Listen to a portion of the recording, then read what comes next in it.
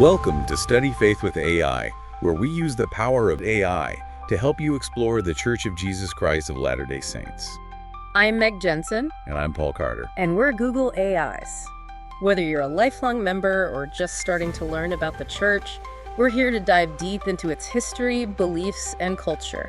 So if you're ready to learn, you're in the right place. That's right. Let's get started. Welcome to the Deep Dive.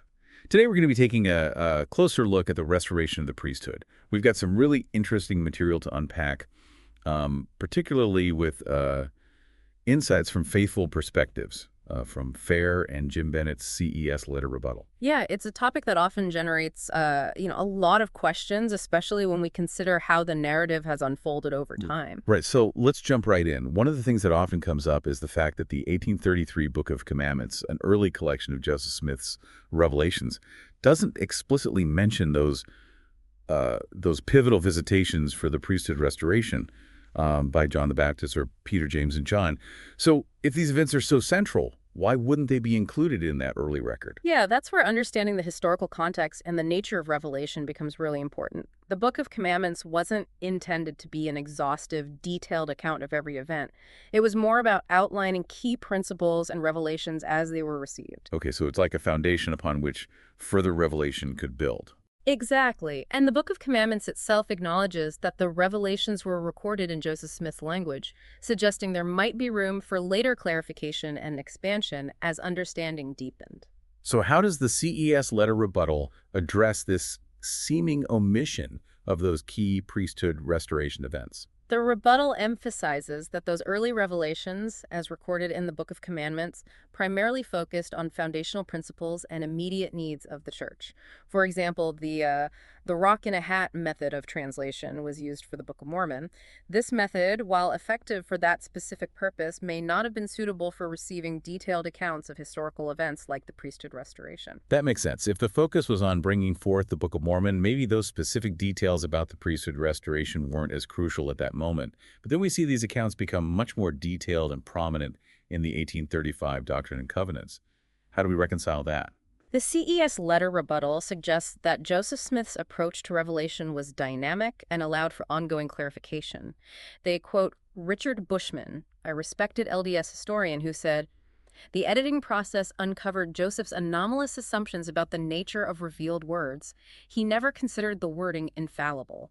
That's an interesting point. It suggests that the revelations weren't seen as static pronouncements, but rather as evolving truths that could be further expounded upon as understanding increased. Right, and the CES letter rebuttal points out that Joseph Smith and Oliver Cowdery didn't try to hide these additions or claim that this expanded language was already present in the Book of Commandments.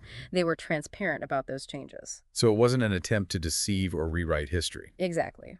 The 1835 Doctrine and Covenants, then, could be seen as a further unfolding of those revealed truths, building upon the foundation laid in the Book of Commandments. This understanding of ongoing revelation is key to harmonizing those earlier accounts with the later, more detailed versions. It's like a seed that was planted, and over time it grew and blossomed into a fuller understanding. That's a great analogy. Now, despite these evolving accounts, the core claim of divine authority was present from the early days. There's intriguing evidence to support this, even before those more detailed accounts emerged. For instance, Fair highlights early newspaper accounts from the Painesville Telegraph in 1830 and the Palmyra Reflector in 1831. What did these newspaper articles say? They mention Oliver Cowdery speaking with authority and having angelic experiences. Remember, this is even before the 1834 account where the priesthood restoration is more formally described. It suggests that there was already a sense within the early church that they possessed a unique authority. So even though the details of the priesthood restoration might not have been fully articulated in the earliest days, the concept of a divinely bestowed authority was already present. Precisely. And that brings us to another interesting aspect of this unfolding narrative, the evolution of terminology. The term Melchizedek priesthood itself seems to appear a bit later in the story. I've noticed that. Why do you think that is? Well, sources point out that the term might not have been commonly used until after Sidney Rigdon joined the church in 1830. And even then, its usage isn't consistently applied in those early years. This suggests that the understanding and articulation of this specific aspect of priesthood authority were still developing. So how did the early church understand and practice priesthood authority if the terminology and even the full concept of the Melchizedek priesthood weren't fully developed yet? If we look at early church records, like the 1831 Book of Commandments, we see leadership roles like elders, priests, teachers, and deacons mentioned, but they're not explicitly tied to the concept of priesthood authority as we understand it today. So it's almost like they had the structure and the offices, but the terminology and perhaps even the full doctrinal framework weren't fully in place yet. Precisely. There's a sense of an evolving understanding. And as we explore this idea further, it's important to remember that the early church was navigating uncharted territory. They were establishing a new religious movement, receiving revelations, and figuring things out as they went along. So it's reasonable to assume that their understanding of priesthood authority might have developed over time as they gained more experience and received further revelation. Exactly.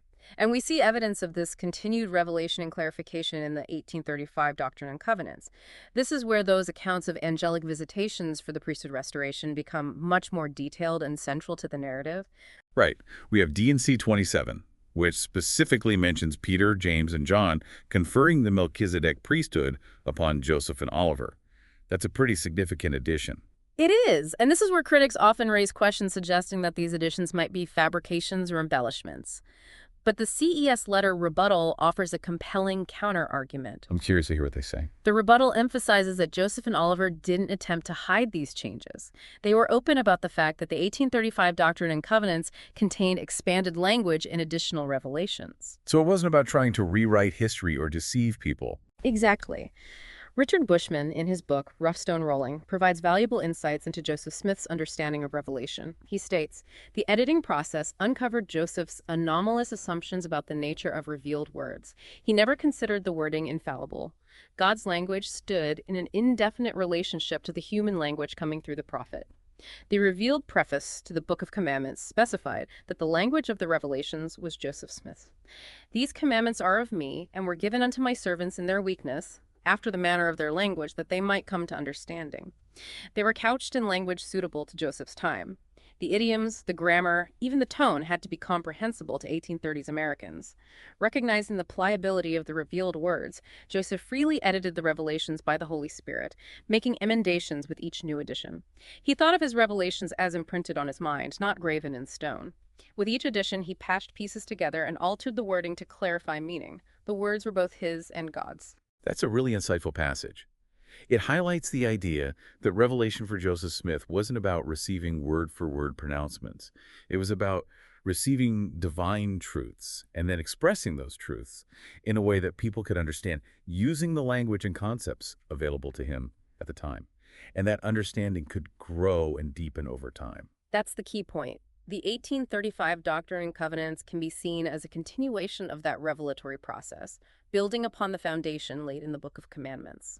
This reminds me of something else that often comes up in discussions about the priesthood restoration.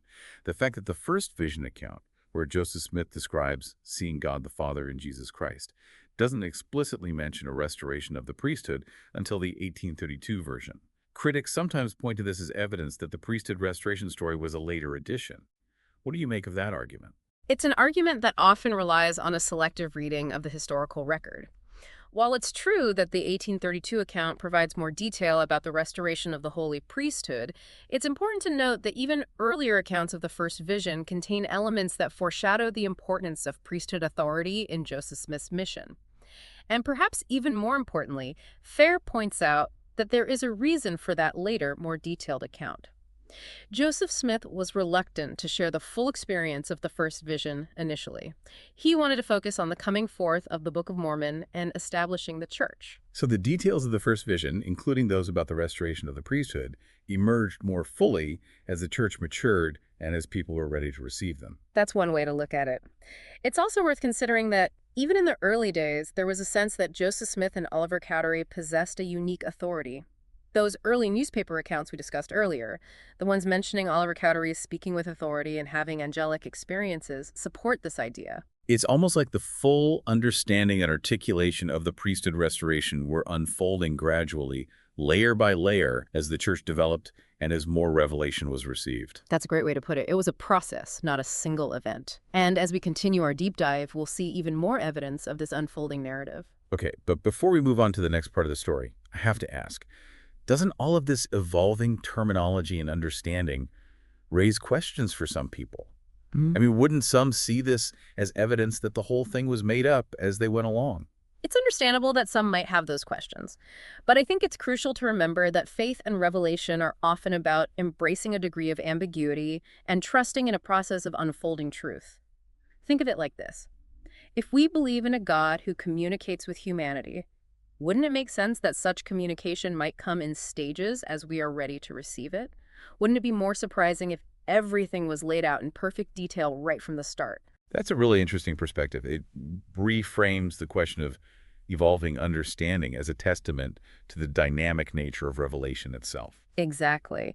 And this idea is further supported by the testimonies of those who were closest to Joseph Smith during those early years. That brings us to Oliver Cowdery, right? Yes. His story is especially compelling because he continued to testify of the priesthood restoration even after he left the church. That's a point that always stands out to me. Right. If he was simply going along with some fabricated narrative, wouldn't he have recanted his testimony after leaving the church? You would think so. But instead, his testimony remained firm. In 1846, he wrote a powerful letter to his friend Phineas Young. In that letter, he states, "I have cherished a hope that I might leave such a character as those who might believe in my testimony after I should be called hence, might do so not only for the sake of the truth, but might not blush for the private character of the man who bore that testimony. I have been sensitive on this subject, I admit, but I ought to be so. You would be, under the circumstances, had you stood in the presence of John with our departed brother Joseph, to receive the lesser priesthood, and in the presence of Peter, to receive the greater, and look down through time and witness the effects these two must produce." That's an incredible statement. It seems like he's reaffirming his witness of those events even when he's no longer part of the church. It certainly adds another layer of complexity to the whole narrative. It does. And while Oliver Cowdery's story is fascinating, there are even more pieces to this puzzle that we need to explore. For instance, there's the intriguing account from Lucy Mack Smith. Joseph Smith's mother. What does her account tell us? Well, in 1831, she wrote a detailed letter to her brother describing the early days of the church.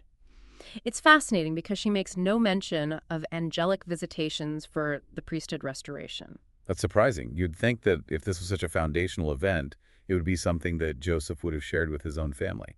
You'd assume so, but her silence on the matter actually provides further support for the idea of an unfolding narrative. Oh, so? It suggests that even within Joseph Smith's own family, the specific details of the priesthood restoration weren't widely known or discussed in those early years. Perhaps it was something that Joseph Smith felt wasn't ready to be shared publicly or even with his own family at that time. That makes sense. It adds another layer to this idea of a gradual unfolding of understanding and revelation. It's really fascinating how each piece of the puzzle seems to fit together. It is. We've been exploring this fascinating, sometimes complex story of the priesthood restoration. And as we've seen, it's a narrative that's unfolded over time with details and understanding emerging gradually, through revelation and experience. It's a testament to the dynamic nature of faith and how our understanding of spiritual truths can deepen as we study, ponder, and seek further light. Right. And speaking of seeking further light, we've been talking a lot about the CES letter rebuttal and how it addresses some of the common questions and criticisms surrounding the priesthood restoration. Are there any other key points from the rebuttal that you think are especially insightful or helpful in understanding this narrative? Absolutely. The rebuttal emphasizes that Joseph Smith's approach to revelation was fundamentally different from the way many people view Scripture today. For Joseph, revelation was an ongoing process of receiving and clarifying divine truth. He didn't see the initial wording of a revelation as set in stone and unchangeable. So it's not like he believed that every word he received was a perfect verbatim transcript from God. Right. He saw himself as an instrument, receiving divine impressions, ideas, and truths, which he then had to translate into language that people could understand. And as his understanding grew, and as the needs of the church changed, the way he expressed those truths could also evolve. That makes sense. It aligns with the idea that God speaks to us in ways we can comprehend, using the language and concepts available to us at the time. Exactly. And this perspective is crucial when we consider the evolution of the priesthood restoration narrative. Those changes and additions we see in the 1835 Doctrine and Covenants weren't attempts to deceive or rewrite history. They were part of an ongoing process of revelation and clarification. So for Joseph Smith, receiving revelation wasn't about dictating word-for-word pronouncements. It was about receiving spiritual insights and then doing his best to express them in a way that people could grasp, even if that expression needed to be refined or expanded later on. That's the argument the CES letter rebuttal makes. And it's supported by statements from Joseph Smith himself. Remember that quote we discussed earlier from Richard Bushman's book, Rough Stone Rolling? Bushman highlights how Joseph saw his revelations as imprinted on his mind, not graven in stone, and that he felt free to make adjustments to the wording as needed. Right, it's that idea that the revelations were living truths that could be further unfolded and clarified as needed. It's a really nuanced and I think a beautiful way to understand the nature of revelation. I agree. It acknowledges the human element in the process of receiving and recording divine communication while still affirming the ultimate source of those truths. And when we view the priesthood restoration narrative through this lens, it starts to make a lot more sense. The seemingly evolving details and terminology become evidence not of fabrication, but of an ongoing process of revelation and deepening understanding. Precisely. And ultimately, it's this unfolding understanding that led to the robust and comprehensive concept of priesthood authority that we have today. So where does this leave us? What are the key takeaways for our listeners who've been on this deep dive with us? I think the biggest takeaway is the importance of approaching these historical accounts with an open mind and a willingness to consider different perspectives. The restoration of the priesthood is a complex narrative. There are evolving details, nuances of language, and a variety of interpretations. But at the heart of it all is the powerful witness of those who were there, who experienced those events firsthand, and who dedicated their lives to building a church founded on the principle of divine authority. It's about looking beyond the surface level and delving into the historical context, the testimonies, and the evolving understanding of those involved. Exactly. And I think it's also about recognizing that faith often requires us to embrace a degree of uncertainty. We may not have all the answers, there may be gaps in our understanding, but that doesn't negate the power of those spiritual experiences or the transformative impact they can have on our lives. Well, this deep dive has certainly challenged me to think more deeply about the priesthood restoration and the nature of revelation itself. It's a reminder that our spiritual journeys are often about unfolding truths, about seeking further light, and about trusting in a process that may not always be perfectly clear or linear. Beautifully said. And as we continue to study, ponder, and seek understanding, I believe we'll find that the narrative of the priesthood restoration becomes even more rich and meaningful over time. Well, thank you for joining us for this deep dive today. We hope you found it insightful, thought-provoking, and perhaps even faith-affirming. Until next time, keep seeking, keep questioning, and keep diving deep.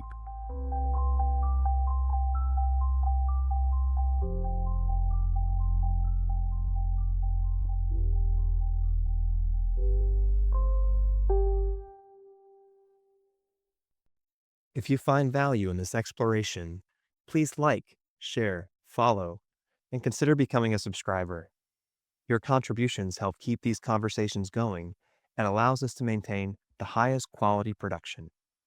You can find all the details at studyfaithwithai.com. Thank you for being part of this journey.